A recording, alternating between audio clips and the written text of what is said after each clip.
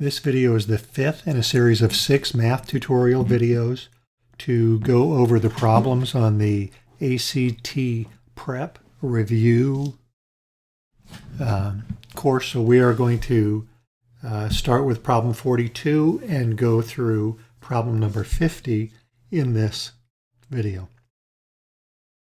Problem 42, we're given a function f of x and a function g of x, and then we're asked to find f of g of 1/2. So this is a composite function, and the way that we need to approach this is first we need to find g of 1/2, which is 1 over 1/2, which is 2. So g of 1/2 is 2. So now what we're going to do is take the solution of g of 1/2 and put it in here for f of x. So rather than f of x, we're going to do f of 2. Every place there's an x, we're going to put in a 2. So it's 2 minus 1/2. 2 minus 1/2 is 3/2, or 1.5. So the answer to problem 42 is K. Problem number 43.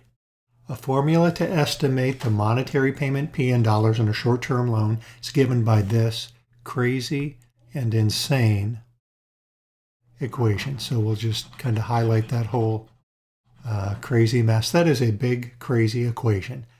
A is the dollar amount of the loan. R is the rate, which would be interest rate expressed in a decimal. Y would be years. The question is, when A is multiplied by 2, what happens to P? And the best way to look at this, let's rewrite the equation. Let's factor out an A. So P is going to equal A times the quantity, 1/2 RY plus 1, and that's all going to be over 12y. So we factored out an A, and the question is, if A is multiplied by 2, what's the effect on P? So if we add a 2 right here, as you know with equations, you can modify equations, and if you do something on one side, you have to do the same thing on the other side, so you have to add a 2 over here. So if you multiply A by 2, you've multiplied P by 2, which is D. The way that I approach this problem, it's long and it's hard and it's scary, but if you break it down into its simplest form, 1/2 RY plus 1 over 12y, everything stays the same except A. So there are really only two things going on in this equation, the input A and the output P. If you double A, what happens to P? Kind of straightforward and a problem that looked pretty hard. Problem 44. You have 2 points on a line, E and F, and you have a point D that's somewhere in between those two, and we need to take the length of EF and realize that the length of ED, or DE, whichever way you want to call it, same thing because it's a line segment, needs to be 1/4 the length. So a standard way, brute force way of doing that would be turn the line into a hypotenuse of a right triangle. So this side would be 8, and this side would be 8, and then we need to see what's going on here. So line segment EF, the length would be the square root of 8 squared plus 8 squared based on the Pythagorean theorem. Now you could go through and you would find that the length of EF is 8 square root of 2, and I know that because we did a problem similar to this earlier in this test. So the length of DE needs to be 1/4 of that, or 2 square root of 2. And then you could go through and solve it. So let's say, because this is an isosceles triangle, it would be x squared plus x squared is equal to 2 square root of 2 squared. 2x squared is equal to 4 times 2 squared is 4. Square root of 2 squared is 2. Divide by 2. Divide by 2. X squared is equal to 4. X is equal to 2. So each side is 2, so you go over 2 and up 2. So if you go over 2 from 6, 4, that would be 8. And if you go up 2, it would be 6. So your point is 8, 6. Now, that was a long, brute force, have to deal with radicals way to go about it. Let me point it out a little bit differently. Since you go over 8 and up 8 to get to the full length, triangles are proportional. So if you need a hypotenuse that is 4 times shorter, each of the legs needs to be 4 times shorter. So 8 divided by 4 is 2, so each leg needs to be 2. See? I just used a little bit of understanding of geometry and avoided doing all the math of the Pythagorean theorem. So if the sides are 2, from 6, 4 you go over 2 and up 2 and you get 8, 6. Two different ways to approach the same problem. Whichever way makes most sense is the way to do it. This way is a little bit faster and easier, less computations, but higher understanding required. Problem 45. We have a scalar multiplication of a matrix C, and the way you would read this is A times 2 equals X. A times 6 equals 27. So you're multiplying this scalar by each of these numbers and getting the new matrix over here. So we need to figure out what X plus Z is. And to do that, we need to figure out what A is. So A times 6 is equal to 27. That is choosing the point in the number in the upper right corner of the matrix. So A is going to be 27 over 6. So that is our scalar. So in order to find X, 2A is equal to X, or 2 times 27 over 6 is equal to X. And then to find Z, 4A is going to equal Z, or 4 times 27 over 6 is equal to Z. So we need X plus Z. So it's going to be 2 times 27 over 6 plus 4 times 27 over 6. Now, I could simplify this and simplify this, but then I'd have to get a common denominator. So I'm going to do something a little different. I'm going to factor out 27 over 6, multiply that by 2 plus 4. So I just factor these two items out because they're the same, just like I could factor out an X or something like that. So 27 over 6 times 2 plus 4. 2 plus 4 is 6. 27 over 6 times 6 is equal to 27. So that's your answer. The answer to 45 is D, 27. This requires some understanding of matrices, which normally is not covered until pre-calculus. You might get to it in an Algebra 2 class, but this is normally a pre-calculus thing. Problem 46. This problem you have to think about a little bit and requires a little bit of drawing. So we're going to draw a container. This is our container. If the container is 1/8 full of water, you add 10 cups and now it's 3/4 full of water. So we're going to do a little bit of annotating here. This is 1/8. This is 3/4. This is 10 cups.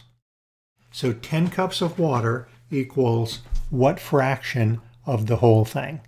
Well, 3/4 minus 1/8 is the shaded region in green here.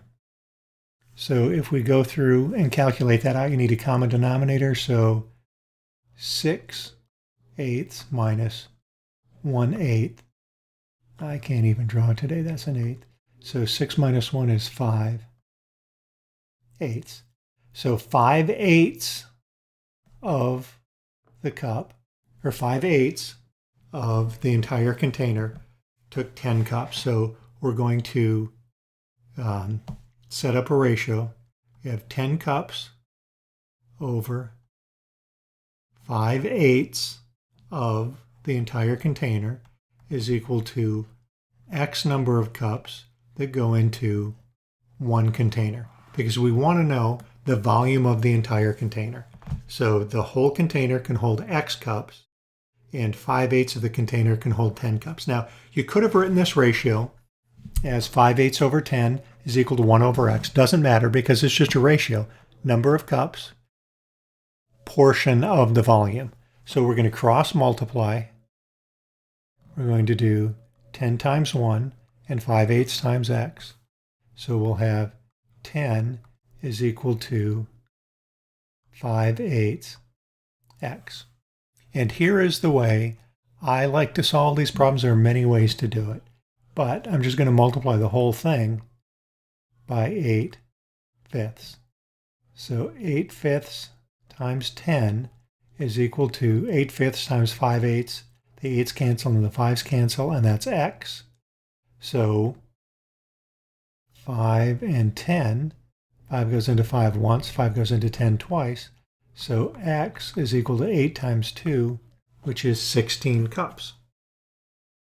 And then the question I have is, does that make sense? 5/8, which is more than half, took up 10 cups. So more than half is 10, 16. That makes pretty good sense to me. So we're going to go with 16. Problem 47. You have a high school that has 10th, 11th, and 12th grade students.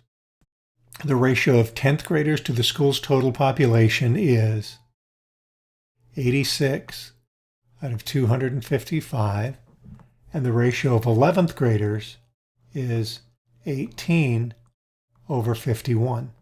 So we have this ratio for 10th graders.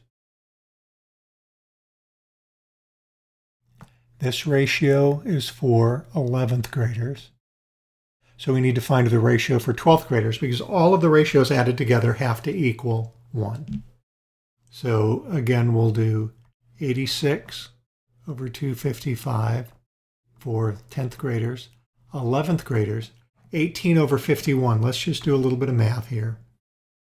My calculator should look a little bit different than this. I'm using a different computer, and this new calculator should work a little bit easier. We'll move it over to this side. So 255 divided by 51 is 5. So if I take 18 over 51 and multiply that by 5 over 5, the denominator will be 255, and the numerator will be 18 times 5, which is 90. So we have 86 over 255, 90 over 255. And the 12th graders are going to be X over 255. So 86 plus 90 plus X has to equal 255. So X is 255 minus 86 minus 90. 255 minus 86 minus 90 is equal to 79. So X is equal to 79. So we'll change that to 79. So the question is, if you select one at random, which grade is a student most likely from? So it's from the one where you have the largest percentage. Now, there's not necessarily 255 total students in the class. These are just ratios. So you pick the ratio that's the biggest, which is 90 over 255. So the 11th graders are the most common. Now really 90, 86, and 79, it's pretty close. Let's actually look at 90 divided by 255. What percent is that? So that's just over 35%. And 79 divided by 255 is 30%. So 30%, 35%, and this would be 33%-ish or something like that. So it's pretty close, but it's 11th graders. And whenever you have ratios, all of your ratios added together have to equal 1, or the percentages have to equal 100% or 1.00. So that is how we would approach problem number 47. 48, if you look at this and it looks creepy because you got these radicals in the denominator, find a common denominator and work from there. So the common denominator is going to be square root of 2 times the square root of 3, which is square root of 2 times 3, which is the square root of 6. So we only have two answers with the square root of 6. It's probably going to be one of these, but there might be a way to simplify later, so we need to work through all of this.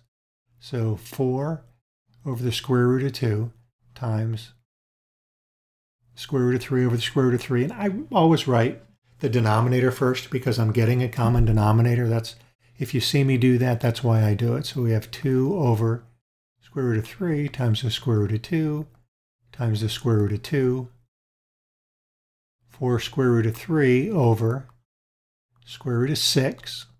We figure that out up here, plus 2 square root of 2 over square root of 6, have a common denominator, so it's 4 square root of 3 plus 2 square root of 2 all over square root of 6. So this is your answer, and it happens to be G. So kind of crazy, but that's the question, that's the answer. Problem 49, just have two left. We have a shaded region, and we have a line, and this is an equation for a circle. And we need to find a way to represent the shaded area. And the way we're going to do that is with two different functions. So y is equal to negative x plus 2. Y needs to be less than this to be this shaded region. So it could be A or it could be D. Those are our two choices based on the linear inequality. Now, the circle,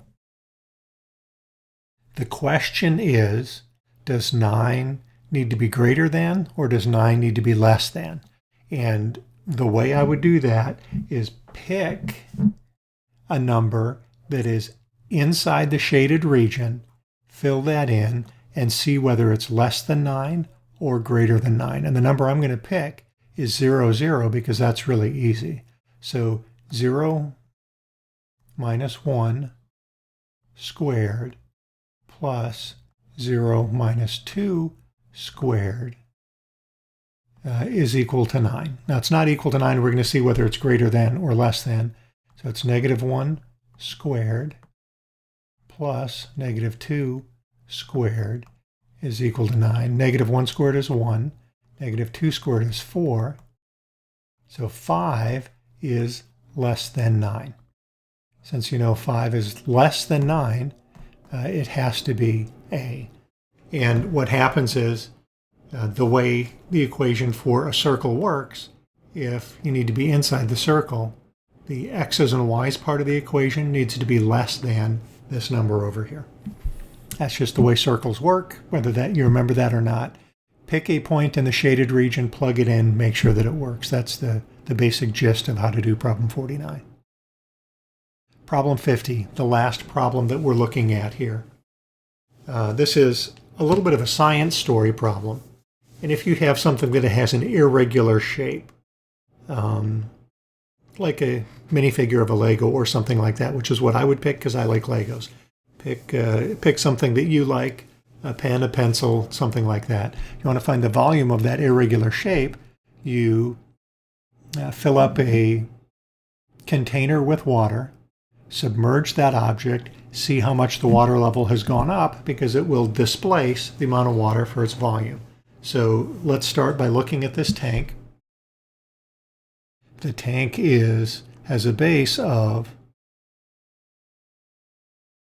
30 centimeters by 40 centimeters. And then the water goes up. This is a really crude drawing. The water goes up 20 centimeters. So the tank is actually higher than that. That's just the water depth. And if I tried to draw water depth, I wouldn't be able to do it very well, so I'm not going to. So when you place the object in there, the water level goes up 0.25 centimeters. So what you have is a 30 by 40 base that goes up 0.25 centimeters. So the volume is just going to be 30 times 40 times 0.25. Pull the trusty calculator back up. We'll clear out the other answers. 40 times 30 times 0.25. The answer is 300 cubic centimeters. And we know it's cubic centimeters because that's centimeters, that's centimeters, that's centimeters. Centimeters times centimeters times centimeters is cubic centimeters. So problem number 50, the answer is 300 cubic centimeters. That wraps up section 5 of 6 on this ACT Math Prep Review.